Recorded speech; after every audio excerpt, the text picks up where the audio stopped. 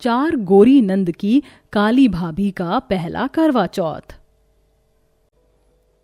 निशा, काजल, नेहा और दिशा, तुम चारों बस बैठकर मेकअप ही करना, ये नहीं कि अपनी भाभी की थोड़ी घर के कामों में मदद करवा दें। बेचारी को अभी आए यहाँ 1 महीना भी नहीं हुआ और वो घर को भी संभालने लगी। माँ, मुझे ऑफिस के लिए लेट हो रहा है और रही घर के कामों की बात, तो ऐसा नहीं है कि हम भाभी की मदद नहीं करते, उल्टा भाभी हमें कुछ करने नहीं देती हैं। अच्छा माँ, भाभी से पूछो ना, क्या उन्होंने हमारा लंच तैयार कर दिया? ठीक कहती है माँ, तुम दोनों समय के साथ आलसी होती जा रही हो। माँ को बोल रही हो, ये नहीं कि खुद जाकर देख लें कि भाभी ने लंच तैयार किया या नहीं। मैं तो हमेशा ही ठीक रहती हूँ, अब जाकर जल्दी से खाना बनाने में अपनी भाभी की मदद कर दो, बेचारी सुबह से तुम चारों के लिए लगी पड़ी है। इतना बोलकर सरला जब बाहर आती है तो वो देखती है कि उसकी काली बहू ने खाना बनाकर तैयार कर दिया है। ये देख सरला अपनी बहू से बहुत खुश होती है। अब सरला की चारों गोरी बेटियां आकर खाना खाना शुरू करती हैं, पर तभी सरला का बेटा अखिल मुंह बनाते हुए आरती से कहता है, आरती, कैसा खाना बनाया है तुमने?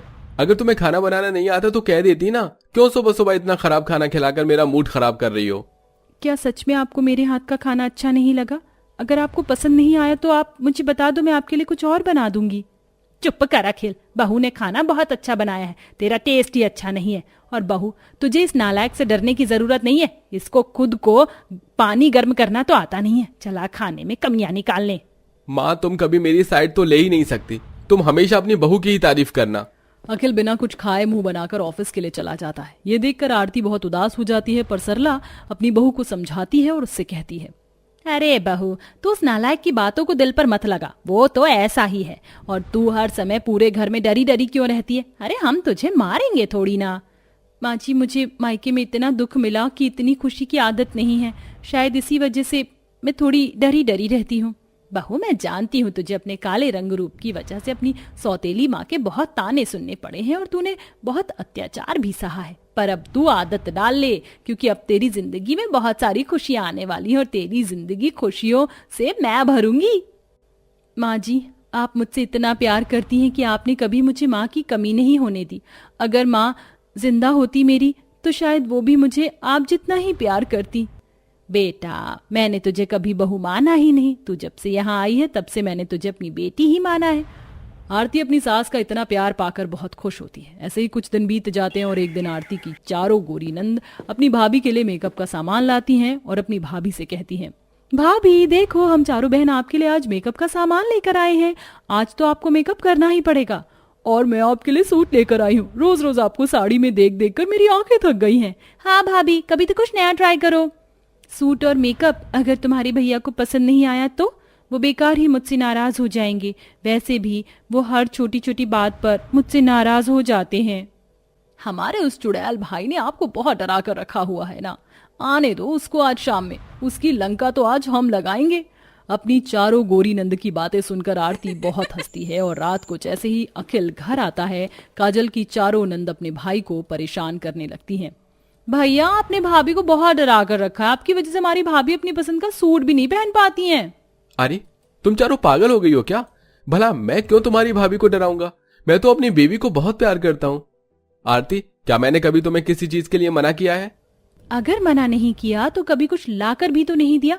बहुत जल्द करवा चौथ आ रहा है, अगर आप सच में भाभी से प्यार करते हो तो आप इस करवा चौथ पर भाभी के लिए ऐसा तोहफा लेकर आना जिसे देखकर भाभी और हम सबको विश्वास हो जाए कि आप हमारी भाभी से बहुत प्यार करते हैं।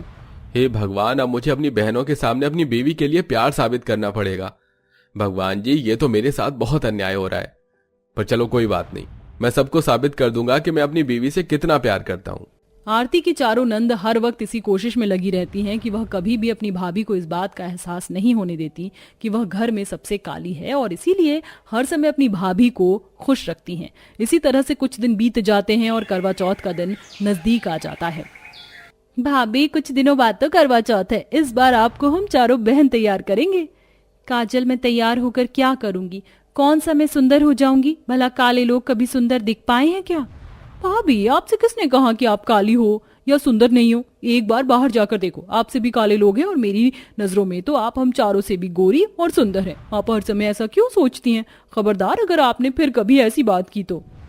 दिशा, मैं कुछ सोचती नहीं हूँ, मैं तो बस सच बता रही हूँ। इस काले चेहरे पर क्या मेकअप करूँ? मुझ पर तो कुछ सूट नहीं करता और माँ भी कहती थी कि मैं काली मनहूस हूँ।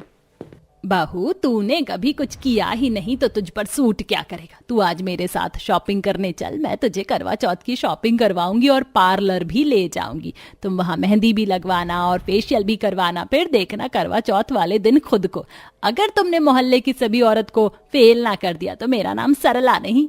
सरला अपनी बहू को गलत साबित करने के लिए उसे अपने साथ बाजार ले जाती है, जहां वह दुकान में उसे मिरर में खड़ी होकर अपने ऊपर साड़ी लगाकर देखने को कहती है। सारी साड़ियां आरती के ऊपर खूब जच रही थी। ये देखकर सरला अपनी बहू से कहती है, देख बहू, सारी साड़ियां तुझ पर कितनी अच्छी लग रही हैं। अब बता तू, क्या तू अब भी खुद को काला और बदसूरत समझती है? नहीं माँ जी, आप सही थी, मैं भी सुंदर हूँ। चलो, तुझे मेरी बात पर विश्वास तो हुआ। बहू, अब साड़ी की शॉपिंग करने के बाद तू मेरे साथ करवा चौथ का सामान लेने जाएगी और उसके बाद हम पार्लर जाएंगी, ठीक है? इतना बोलकर सरला अपनी बहू को साड़ी की शॉपिंग करवाकर करवा चौथ का सामान दिलाती है और अपनी बहू को पार्लर ले जाती है, जहां आरती मैनिक्योर, पेडिक्योर, फेशियल आदि करवाने के बाद अपने हाथों में मेहंदी लगवाती है। चलो, करवा चौथ की सारी तैयारी हो गई। अब कल करवा चौथ है, पर बहू कल मैं तेरे साथ पार्लर नहीं आ पाऊंगी। कोई बात नहीं माँ जी, मैं काजल, निशा, दिशा या नेहा में से किसी के साथ चली जाऊंगी, आप आराम कर लो। अब आरती अपनी सास के साथ घर जाती है और अगली सुबह बड़े ही प्यार से सरला अपनी बहू को सरगी खिलाती है।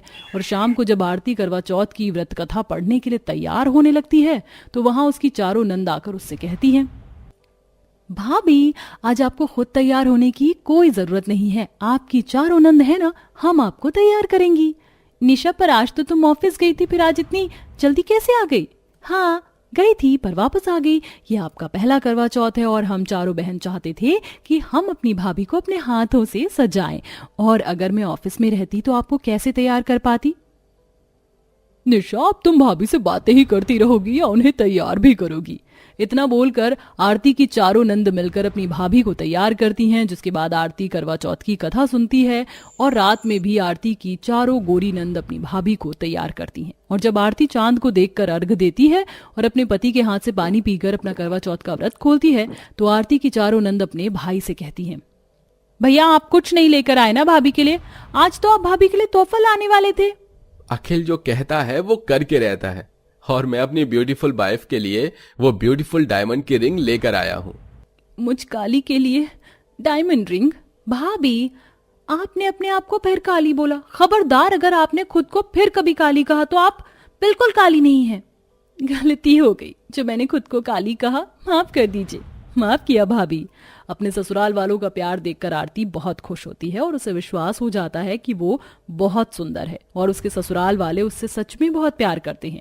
और इस तरह काली बहू अपने ससुराल में अपना पहला करवा चौथ मनाती है, जहां उसकी चारों गोरी नंद अपने हाथों से अपनी भाभी को तैयार करती हैं और ये दिन आरती के लिए यादगार बन जाता है। वेल दोस्तों, क्या आपको पता है कि करवा चौथ पर पूजा करने के बाद बहू सास को सुहागी की थाली क्यों देती है और ये देना कितना जरूरी होता है? अगर आपको पता है तो कमेंट बॉक्स में जरूर बताएं।